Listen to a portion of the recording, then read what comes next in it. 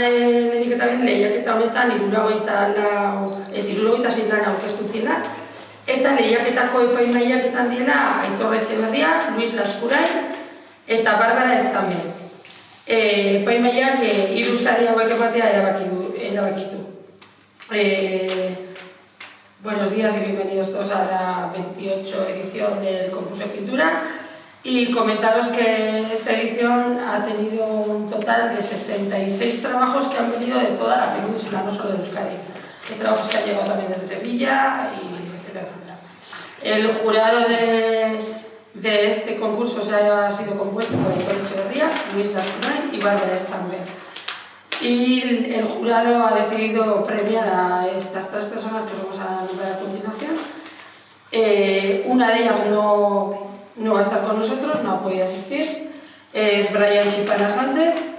El descubrimiento se le va a dar el segundo premio y este chico es de Gasteiz. Lehenengo sari eta herriko lan honena hemen ditugu. Alde batetik Maria Jesus Azurmendi Agirre bidea daukagu, gurekin, herriko lan honena eta bigarren saria tokatzen zaio. Herriko lan izan ez, Zumarrakoa. Nola? Eres una segundo premiado y que eres del pueblo. Vale, es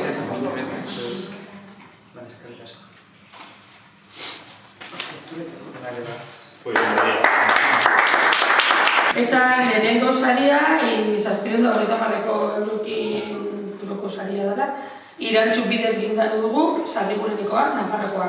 El primer premio es para Irantxu bidez gindano, con el título Fin de Curso, y el primer premio de 750 euros.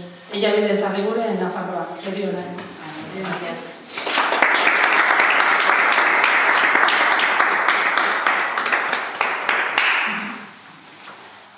Baita ere esan behar dizugu erakusketa, hilaren 19-tik 27 arte egongo dela irekia.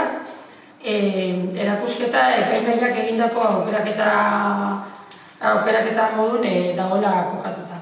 Deciros que la exposición estará abierta desde el 19 hasta el 27 de este mes y que los cuadros están colocados por decisión del jurado.